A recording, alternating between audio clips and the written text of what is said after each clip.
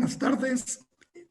Es un gusto el agradecerles el interés en este ciclo de documentales de divulgación científica, organizado conjuntamente con Fundación UNAM, el Colegio Nacional y el Consorcio de Universidades por la Ciencia, que agrupa un conjunto de instituciones de educación superior y centros de investigación en el país y en el extranjero. El día de hoy tenemos un documental particularmente especial sobre ciencia y cine, que esperamos que sea de su interés. Este ciclo de documentales de divulgación científica ha sido muy exitoso y es una de las partes que más necesitamos apoyar y difundir. El ciclo está hecho a cargo de Margarita Flores, que es nuestra directora de Inmedia, y en el documental de ciencia y cine está dirigido por Marusia Estrada, a quien le damos un saludo muy cordial. Y nos acompañan en el panel el presidente de Fundación UNAM, el licenciado Dionisio Mit, nuestra directora ejecutiva de Fundación UNAM, Araceli Rodríguez, el director de TV UNAM, que es también un gran divulgador y un gran amigo de la divulgación científica, Iván Trujillo, y nos acompañan también varios de los que participan en el programa: Manuel Martínez, Rodrigo Ordóñez, Paulina del Paso, y estuvieron también Eduardo de la Vega. Entonces es un grupo pues particularmente muy atractivo. A todos les agradecemos el que nos acompañen el día de hoy. Voy a pasar la palabra a nuestro presidente de Fundación UNAM, el licenciado Dionisio Mit, y después de la transmisión del documental vamos a tener un tiempo muy agradable para tomar preguntas y comentarios de todos ustedes. Muchas gracias. Nos da mucho gusto saludarnos otra vez en estos jueves de documentales por la ciencia. Estamos acostumbrados de chicos a pensar que el cine era una reproducción a través de muy buenos argumentos, pero hoy, con las capacidades que se han generado también a través de las posibilidades del cómputo, el cine ya es otra cosa. Es mucho más que el séptimo arte, o para decirlo de otra manera, el séptimo arte se ha sublimado aprovechando estas ventajas también. Gracias a todos, bienvenidos, y vamos a ver esta presentación con mucho interés y con mucha gratitud a quienes la hacen posible. Muy buenas tardes y vamos a ver.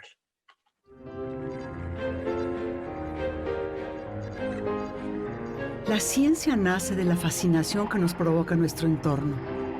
Esa fascinación la lleva a explorar lugares inimaginables, desde los confines del universo hasta el interior del cuerpo humano.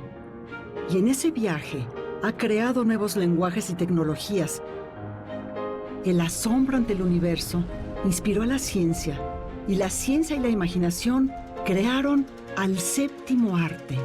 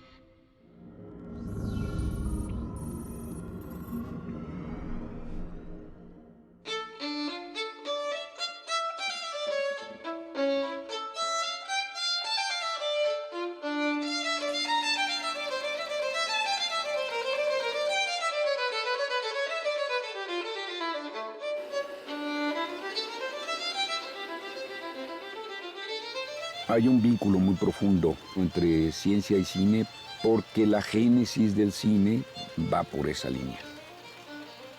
Todos aquellos aparatos que finalmente de alguna manera u otra terminaron por consolidarse en inventos como el cinematógrafo Lumière o Thomas Alva Edison. La imagen siempre ha sido, y eso se ha demostrado, muy seductora para todos los seres humanos. Hay reflexiones muy profundas en torno a ello. Y la imagen en movimiento todavía más. Entonces, muchos científicos vieron este potencial del cine para que grandes públicos pudieran acceder a los hallazgos científicos, y por el otro lado también pues para reforzar la didáctica de la misma ciencia, para investigar en esta idea de la cámara como una extensión científica muy similar a lo que podría ser el telescopio, el microscopio u otros aparatos.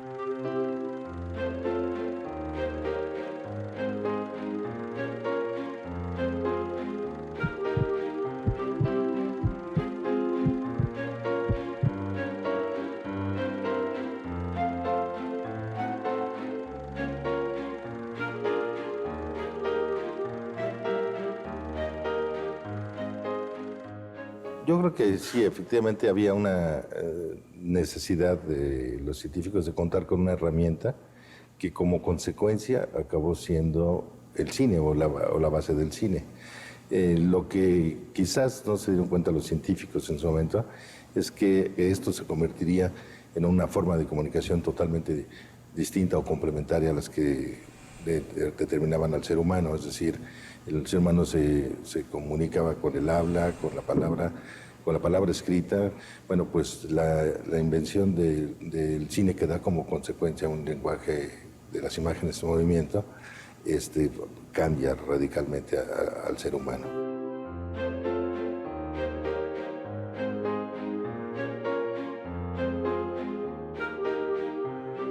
En 1824, Peter Mark Roget escribe un artículo donde explica esta idea de la persistencia de la imagen en la visión, ¿no?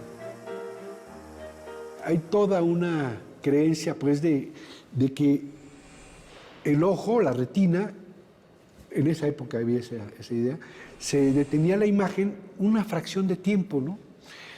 Y si uno ve sucesivamente muchas imágenes, realmente se daba la sensación de movimiento, ¿no? Cosa que, bueno, con el tiempo después se demostró y se ha comprobado que no puede ser posible que se quede en la retina esa imagen y que esa sea la causa del movimiento. Es una cosa que sucede dentro de la cabeza, ¿no? Como una disolvencia que hace de una imagen con otra el cerebro. Con esta idea de que se daba este fenómeno, empezaron a surgir infinidad de inventos, ¿no? Está, por ejemplo, el taumatropo, ¿no?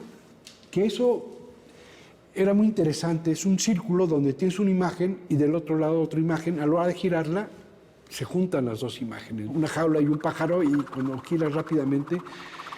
Pero después vino el fenatiscopio, vino después el zootropo, vino después el teatro óptico. Y más adelante venía un fenómeno muy interesante que se da cada 100 y tanto pico de años, que es el tránsito de Venus por el disco solar. A principios de la década de 1870, el astrónomo francés Jules Janssen inventa el revólver fotográfico para registrar el tránsito de Venus por delante del Sol. Con 2 discos, una placa sensible giratoria y con un tiempo de exposición de 1,5 segundos, el revólver fotográfico recibía la imagen que reflejaba un espejo, el cual apuntaba hacia el Sol.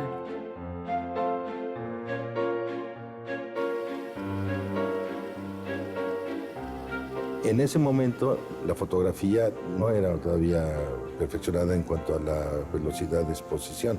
O sea, hay que recordar que en 1826, que es cuando se obtiene la primera fotografía, tarda 6 horas en hacerse una fotografía que era, pues, de una casa, obviamente de algo que no se movía.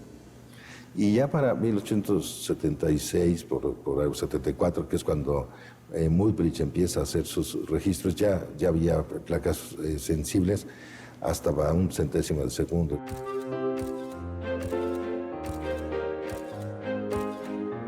También en la década de 1870, el fotógrafo inglés Edward Muybridge dio origen a lo que poco más tarde sería el cine. Convirtió la inmovilidad de la fotografía en movimiento continuo. La siguiente pregunta científica sobre el movimiento de los animales fue lo que dio origen a una de las artes más espectaculares e hipnóticas que existen. Cuando un caballo está en pleno galope, ¿existe algún instante en que todo su peso esté sobre una pata?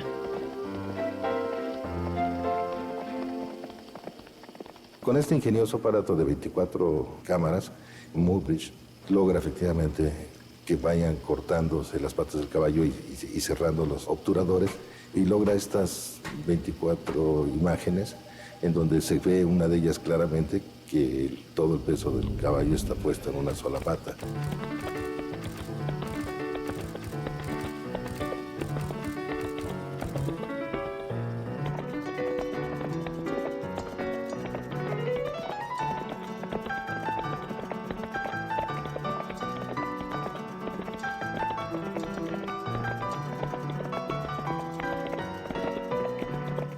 Jules Marey es un francés, fisiólogo, pero más ingeniero que médico.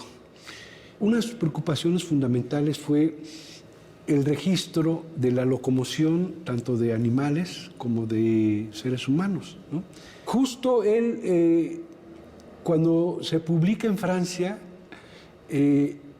lo que hizo Muybridge en Palo Alto, lo del caballo y la apuesta esa famosa, y que pudo registrar fotográficamente el trote del caballo, se interesó mucho, lo publicó la revista La Nature. Marey recibe la información del experimento y se da cuenta que efectivamente la fotografía podía ser una herramienta.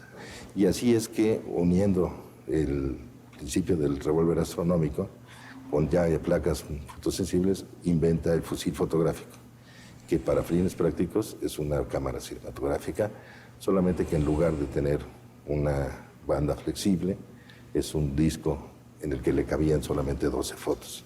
Pero si movíamos esas fotos, por supuesto se ve animada la imagen.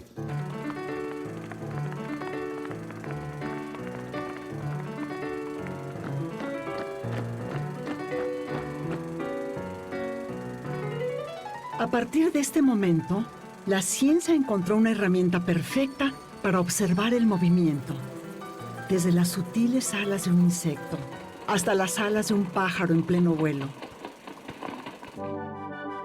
A Marey nunca le interesó el potencial económico de su invento. Él estaba volcado y fascinado por su investigación científica.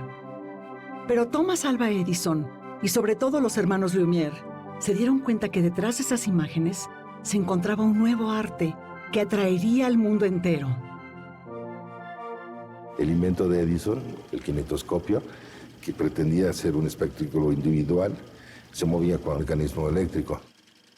Lo que hizo Edison fue hacer las primeras filmaciones ya de un minuto en este sistema, y lo que él quería, por supuesto, era una explotación comercial importante. Incluso Edison tuvo sus conflictos con Lumière, atacando de que le habían robado esa patente, lo cual no fue cierto, ¿no? O sea, era distinta y mejor la de los Lumière. Fue un 28 de diciembre de 1895, en un café de París, que los hermanos Lumière presentaron la que hoy en día es considerada la primera exhibición comercial de cine.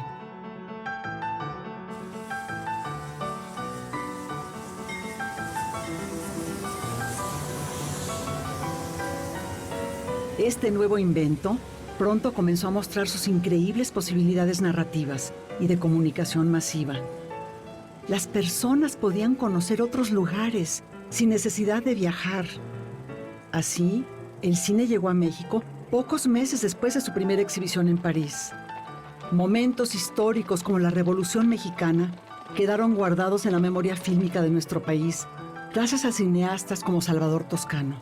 Y eso empieza a modificar al ser humano del siglo XX. Justo estaba por el cambio de siglo y el espectador que empieza a ver las imágenes en la pantalla ya es un ser humano totalmente distinto al que no tuvo imágenes en movimiento.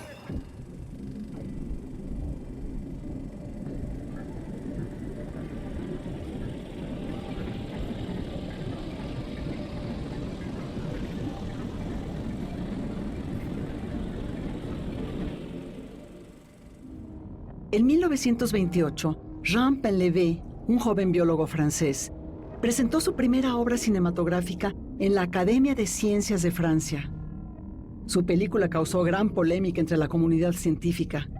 Para muchos, su trabajo no tenía el suficiente rigor científico. Pero Painlevé siguió adelante, inventando nuevas tecnologías que le permitieran filmar bajo el agua, y llevó sus filmes a terrenos más poéticos y experimentales. Las posibilidades del lenguaje cinematográfico alimentaron la imaginación de este gran artista y divulgador de la ciencia.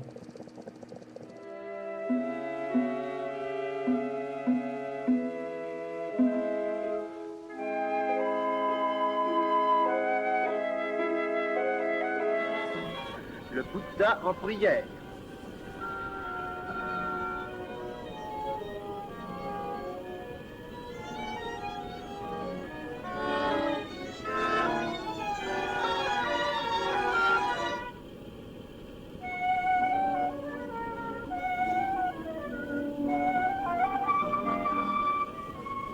Voici une invitation à la valse qui cache de noirs dessins. Painlevé creo que fue muy poco comprendido en su momento porque tuvo la mirada mucho más adelantada para entender que el cine tenía también un gran potencial como arte para la fantasía, para la fascinación, para la imaginación, lo onírico, los delirios, todo esto, que son ya, digamos, particularidades de la especie humana. Jean Painlevé fue un verdadero pionero del cine científico que trabajó durante toda su vida. Murió a los 86 años después de filmar más de 200 películas. En la poética y casi surreal obra de Painlevé se demuestra que la divulgación científica también puede ser arte.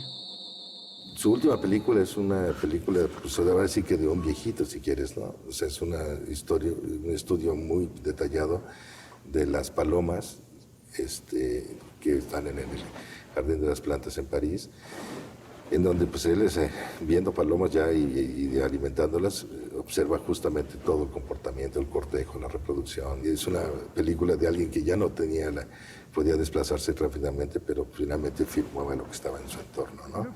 Y tenía, por supuesto, un gran sentido del humor. Faut pas perdre l'horizon de vue. C'est ça, voilà. Le coup. Bien. C'est difficile à imiter cette marche, car la jambe des humains se plie vers l'avant du corps, alors que chez l'oiseau, la patte se plie vers l'arrière, comme la cheville chez l'homme.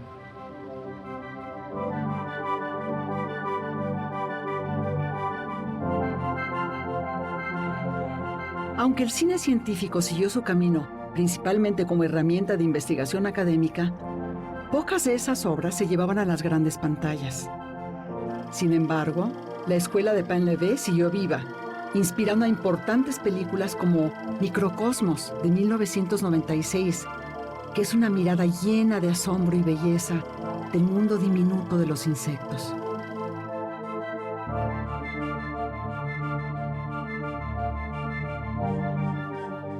Creo que la última vez que vi un documental científico en las salas fue este de Microcosmos, y era una maravilla por las cámaras lentas y todas estas cosas, y también por cómo humanizaba a los bichos, ¿no?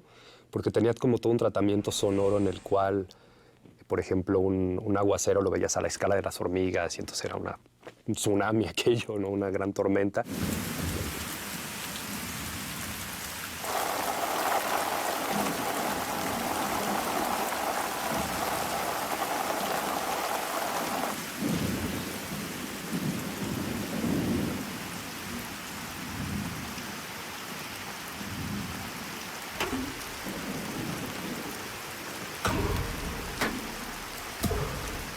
El cine científico y de divulgación científica más tarde encontró su camino para llegar a gran cantidad de personas a través de la televisión.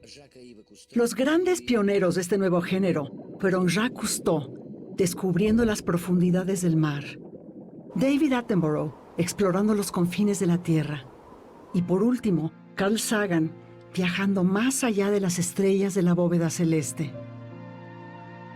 Sagan en particular creo que marcó a toda una generación y a una generación también de cineastas y a una generación de científicos y afortunadamente generó miles de astrónomos en todo el mundo y miles de autores de ciencia ficción y hizo que mucha gente fuera y leyera obra, ¿no? Porque además lo maravilloso de Sagan en particular es que no se quedaba dentro del mundo de la astronomía a la hora de hacer divulgación, ¿no? Si un formato como Cosmos funcionó en su momento y ha vuelto a funcionar hoy en día, es porque no hablaba nada más de astronomía, ¿no? Sino que de pronto hablaba de historia y de pronto hablaba de biología y de lingüística y de filosofía. Y eso era como muy integrador, era como un documental renacentista, ¿no? Before us is the cosmos on the grandest scale we know.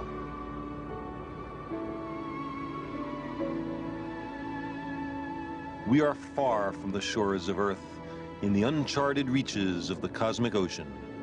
Strewn like sea froth on the waves of space are innumerable faint tendrils of light, some of them containing hundreds of billions of suns. These are the galaxies, drifting endlessly in the great cosmic dark.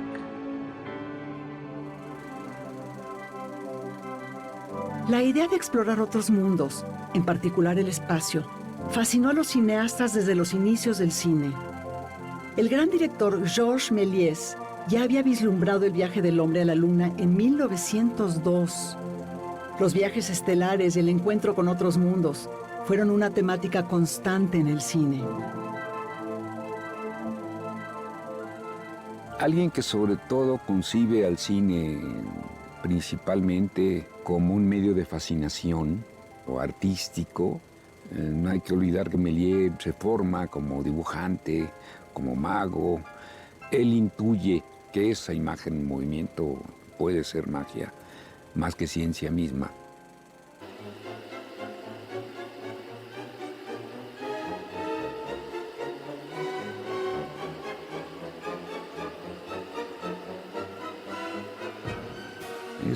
Es una película de diversión, más que una que pretenda ser, en efecto, ciencia ficción o algo parecido. Ya con más rigor eso vendrá años después con Una mujer en la luna de Fritz Lang, que ahí sí se plantea con más rigor la posibilidad de que el ser humano llegue a la luna. En este caso, más bien es una mujer la que llega a la luna.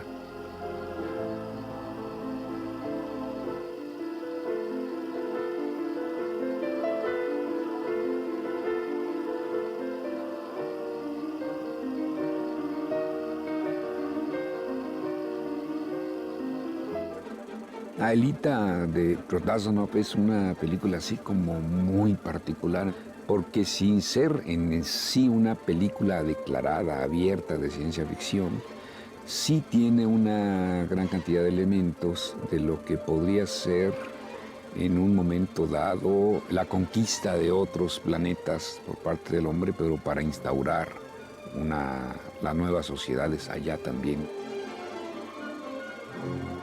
Hay muchos puntos análogos con el otro gran clásico de la ciencia ficción que se filma en esos mismos años, que es Metrópolis, de Fritz Lang. Es una película fascinante justamente porque apuesta más por el arte que por el rigor científico y porque adelanta ciertas nociones de la robótica que hoy en día ha adquirido otra vez un rango polémico por aquello de que el robot está desplazando a muchos seres humanos.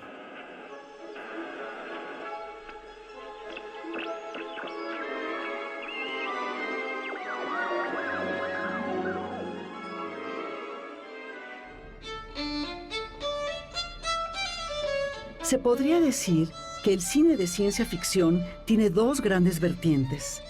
Una llamada ciencia ficción dura, que se apega a los principios científicos, y la otra, denominada ciencia ficción blanda, que se inspira en la ciencia para dar lugar a historias más fantásticas. Pero en ambos casos, el cine ha sido precursor de nuevas tecnologías y escenarios, imaginándolos mucho antes de que fueran inventados o se hicieran realidad.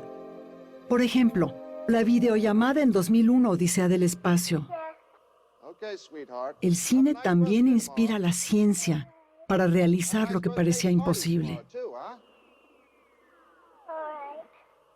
Digamos, dentro de lo poco que se ha hecho contemporáneamente de ciencia ficción dura, podríamos hablar de La Llegada, de Arrival, de Denis Villeneuve, que explora este tema de los lenguajes y de la comunicación con civilizaciones extraterrestres, pero desde el lado de la lingüística, ¿no? Que es una idea como muy original. Y Christopher Nolan, más que... Gattaca es otro punto muy alto del cine de ciencia ficción, en términos muy generales. Todo este problema de la genética y de su, a su vez, derivación ética en el uso de estos hallazgos científicos dentro de esta línea que ya está demostrando que será clave para entender muchas cuestiones, para prevenir enfermedades, para todo lo que la genética ha abierto.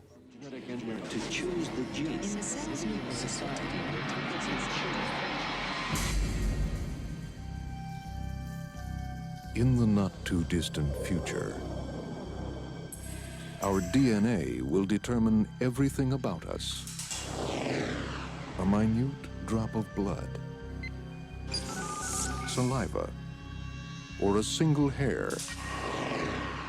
determines where you can work, who you should marry, what you're capable of achieving. Quizá la película que más me gusta, Contacto, ¿no? Basada en la novela de Carl Sagan, que dirigió Robert Zemeckis, me parece, ¿no? Que exploraba los pasos y los caminos a través de los cuales se podía entablar comunicación con probables civilizaciones extraterrestres y a través de qué ventanas buscarla, a través de qué tecnología, a través de qué lenguaje común, ¿no? El del lenguaje de la ciencia se podían comunicar.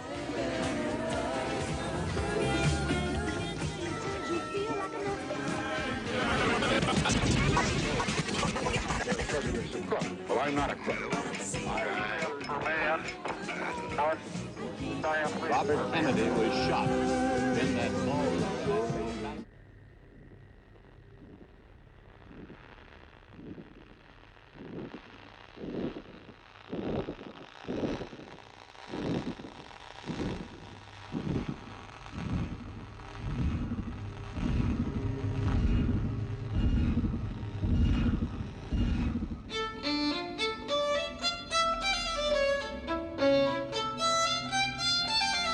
Aunque usualmente vemos el cine de ciencia ficción en grandes producciones cinematográficas, también es abordado por directores en obras más personales y filosóficas.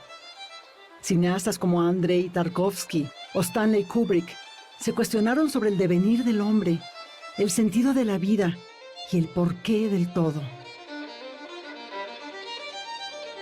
Realizaron verdaderas obras maestras de la cinematografía mundial, que exploran el interior de la naturaleza humana, mirando sin miedo el abismo de la existencia en busca de sentido.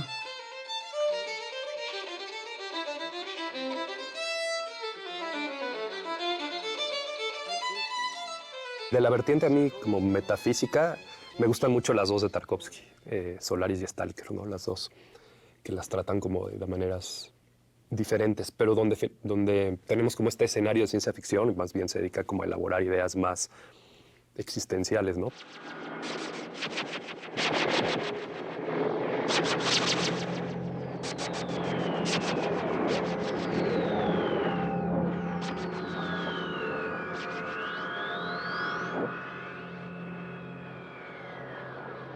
Me parece una película que te somete más, digamos, que otras a entender la vida del ser humano como un abismo en el que si te asomas es tan fascinante que te puede arrastrar.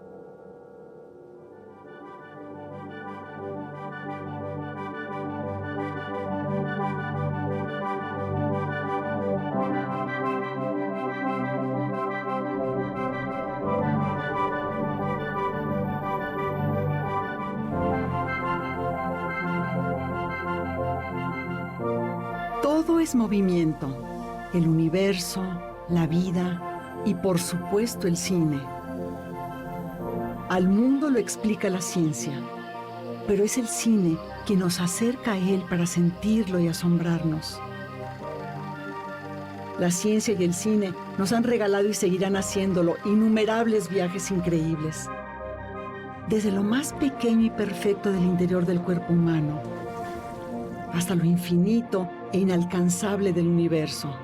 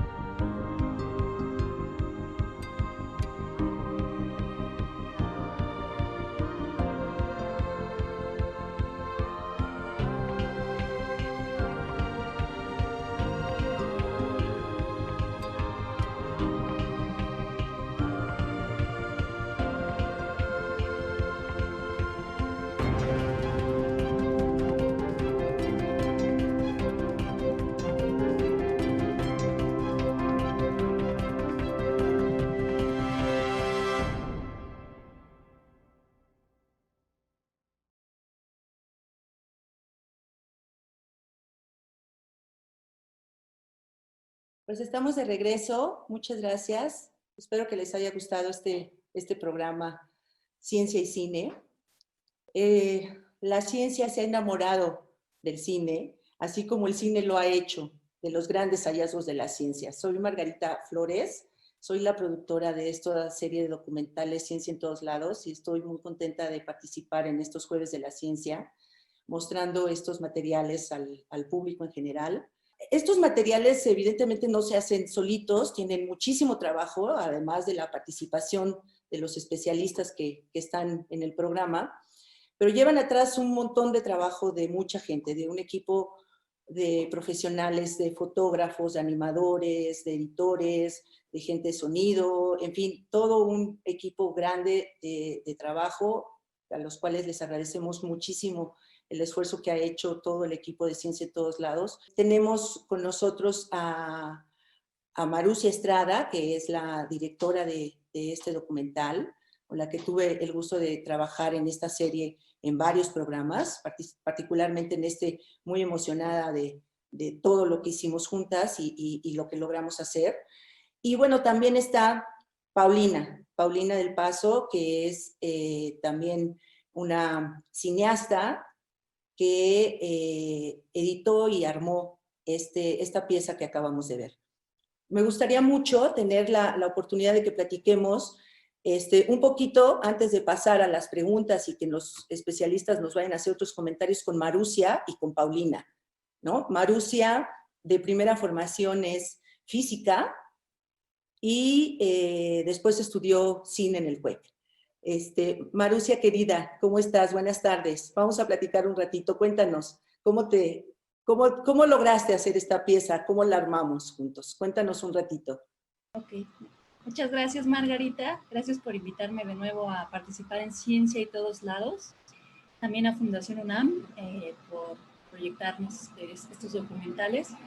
Y bueno, a mí cuando Margarita me invitó a dirigir un documental sobre ciencia y cine me pareció fantástico porque eran las dos cosas que más me gustaban en la vida, que era la ciencia y el cine. Y pienso que a mucha gente se le hacía extraña esta combinación de ciencia y cine. Y sin embargo, al investigar y al darme cuenta, me di cuenta que la ciencia y el cine están íntimamente unidas desde el nacimiento, pero también a lo largo de toda la historia, ¿no? Del séptimo arte. y me pareció que era una muy buena oportunidad para explorar esto, ¿no? La materia prima de la ciencia es la imaginación, la curiosidad, pero también es la materia del cine. El cine es curiosidad, es respondernos preguntas, es plantearnos universos imaginarios. Entonces, me gustó mucho. El primer reto fue que era un tema muy extenso, muy extenso. O sea, yo pienso que se podría hacer una serie también de ciencia y cine desde los inicios hasta actual, y también el caso de México, ¿no? Cómo está en México la colaboración entre el cine y la ciencia. Hay un festival de cine científico, y bueno, a mí fue un reto muy grande seleccionar qué películas íbamos a hablar y qué temas íbamos a abordar. Afortunadamente trabajó junto a mí Paulina del Paso, que me ayudó muchísimo a darle coherencia y sentido y saber cómo estructurar bien toda la narración para que tuviera un sentido, ¿no? Entonces me gustaría mucho pues que ella también nos dijera algo respecto a su trabajo. Muchas gracias, querida Marusia. Y bueno, aquí está también Paulina del Paso, que bueno, que también es cineasta. Ella es del CCC. Ella además pues edita, hace estos trabajos de edición. Tuvimos la fortuna de contar con la participación de ella con Marusia. Y bueno, actualmente está trabajando un documental sobre su padre, Fernando del Paso, que también era un gran amante de la ciencia. Querida Paulina, bienvenida. Qué gusto. Muchas gracias, gracias a los organizadores, gracias a todos los presentes. Qué gusto y qué honor estar con tan distinguido panel.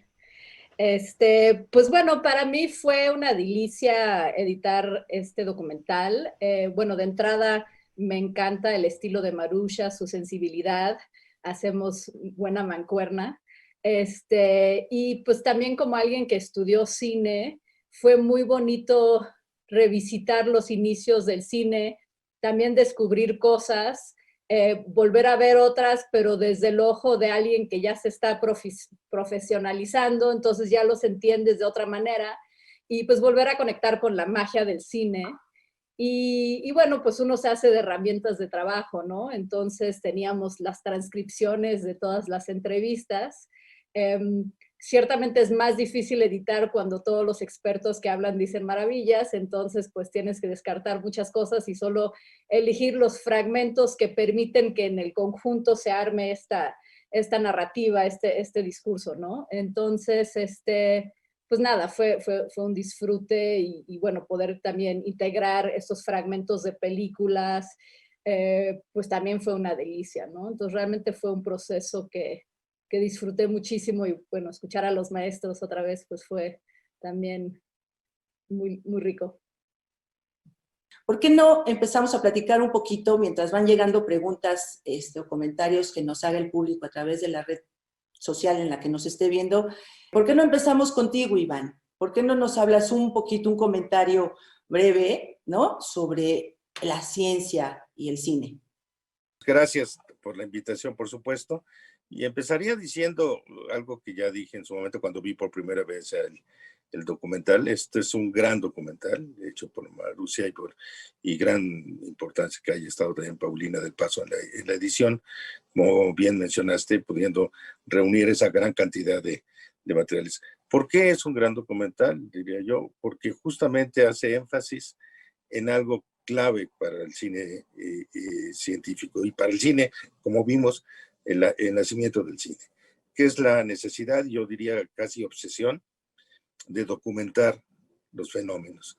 O sea, los científicos realmente necesitan documentar para poder realmente tener pruebas de que lo que están investigando tiene razón. Y eso es justamente como vimos en varios de los fragmentos en los que se hicieron énfasis y que fue importante conseguirlos.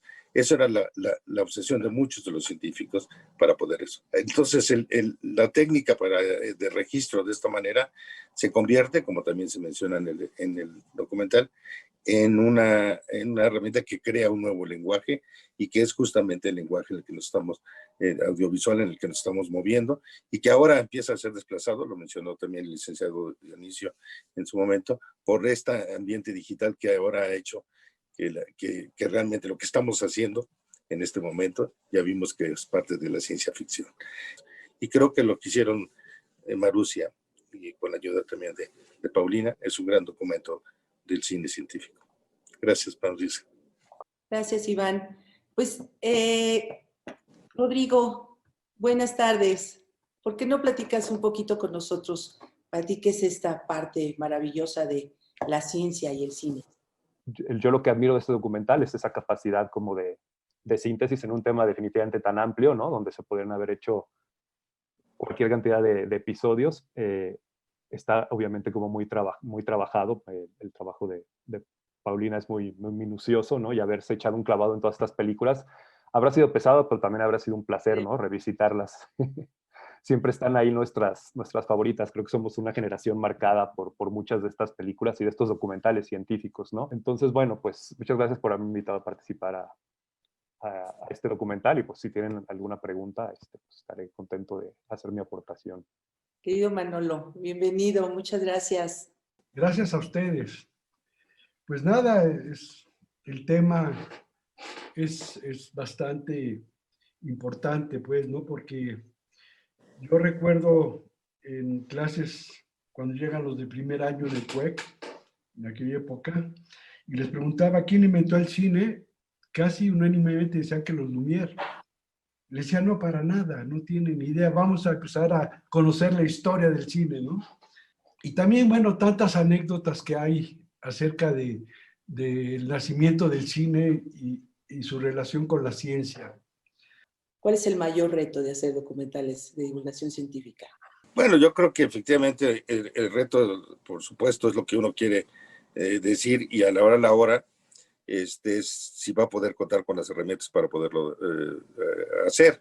Y como mencionó Manuel, a veces hay técnicas que se requieren que son sumamente caras. Entonces yo diría que el reto de incluso la televisión sobre temas científicos es los altos costos que esto puede significar en su momento y a los que normalmente los realizadores y productores de estos materiales no tienen acceso para poder lograr este tipo de presupuestos. Y los apoyos, lamentablemente, en estos casos, que pueden ser muy atractivos para una gran audiencia, pero no son comercialmente redituables, pues tienen que estar apoyados por las televisoras públicas o los organismos sin fines de lucro que realmente hacen esto. Entonces el reto, por supuesto, es poder hacer este tipo de programas con los menos recursos posibles, ¿no?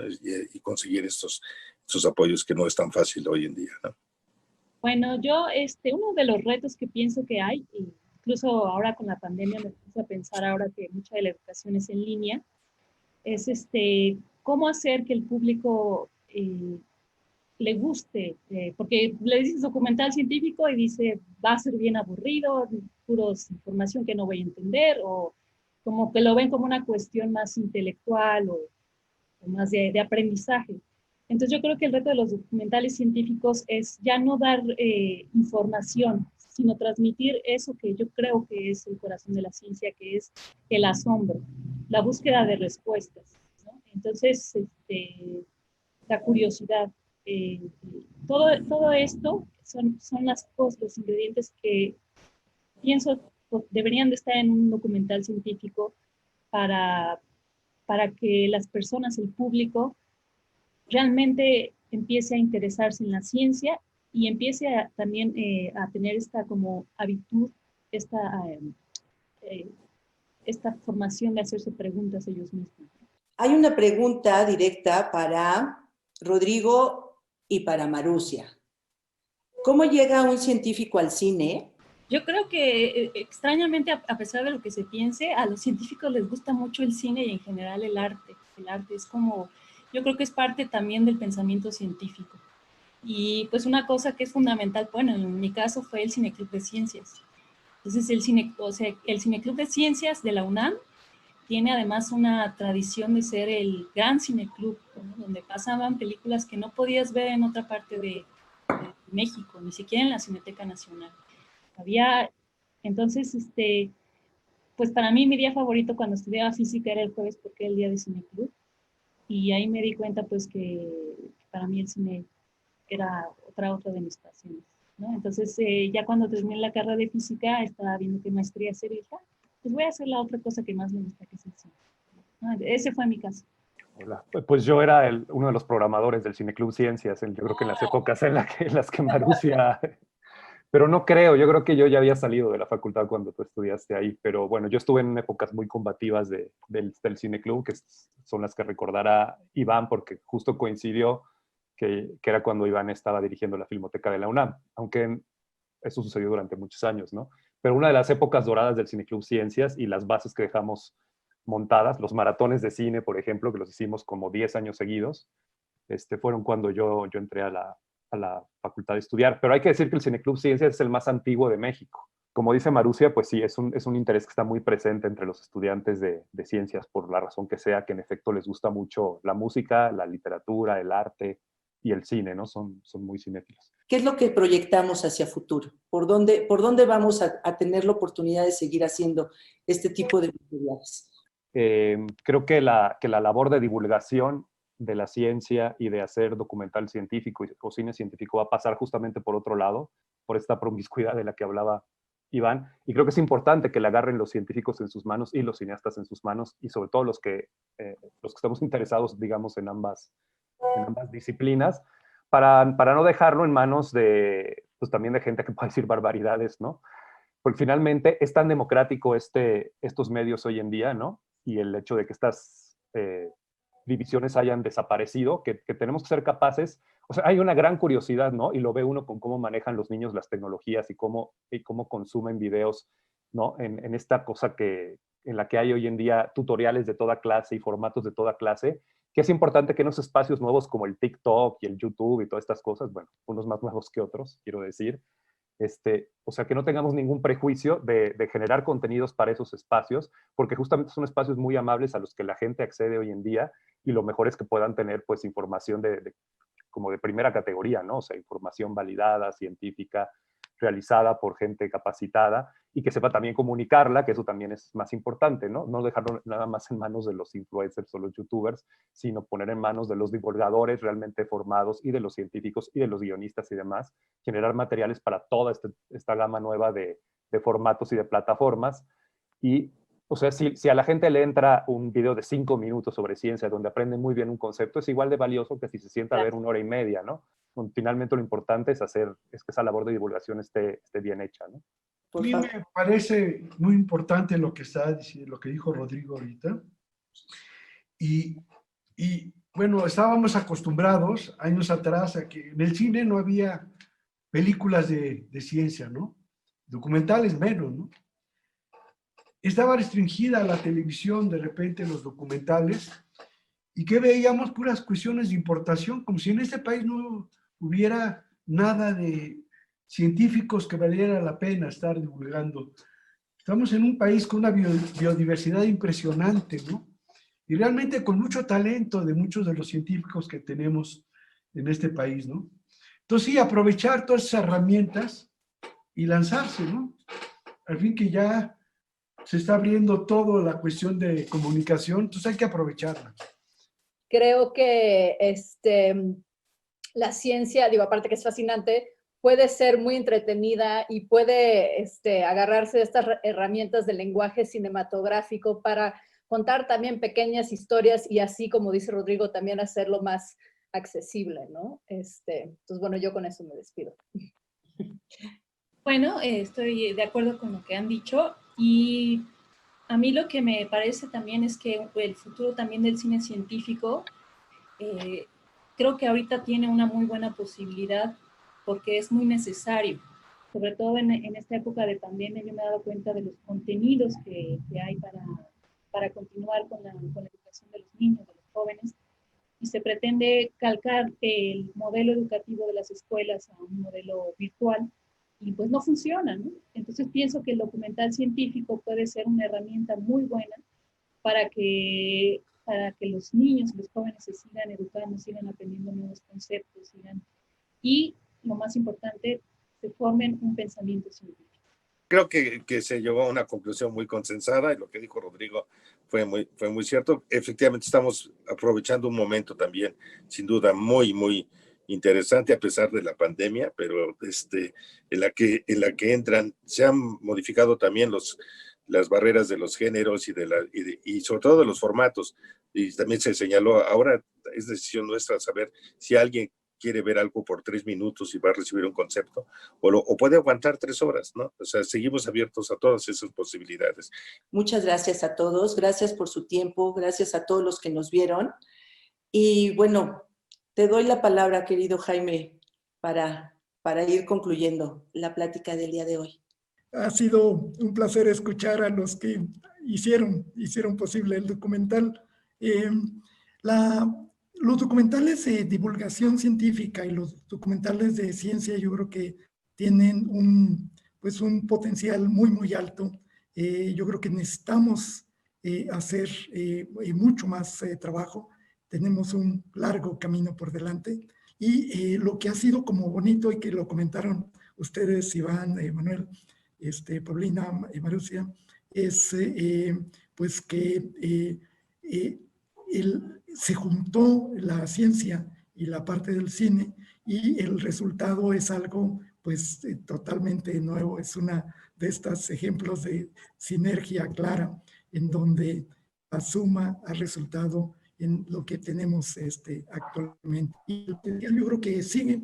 Ahora, como comentaba Iván, por ejemplo, pues que se juntó ya con la televisión, pues realmente ahora podemos ver películas en el celular. Y no importa si uno está en la mitad del desierto, uno pues muy contento se puede no solamente grabar y filmar con una resolución cada vez más alta, sino además pues poderlo ver. Yo creo que esto es una de las partes más interesantes, esta capacidad de registro. Entonces yo creo que el potencial es enorme y pues da mucho gusto el que lo tengamos en estas producciones. Yo creo que podemos, y bueno, ahí el reto es conseguir recursos, como ya se comentó, pero si tuviéramos más recursos, yo creo que podríamos hacer maravillas con esto. Y pues continuar enamorando a los jóvenes. Esto tiene una riqueza muy grande, ¿no?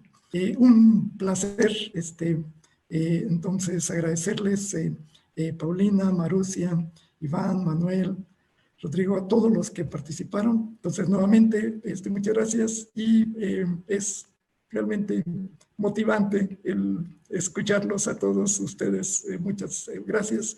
Y le paso la palabra a nuestro presidente de Fundación UNAM, el licenciado Dionisio Mil.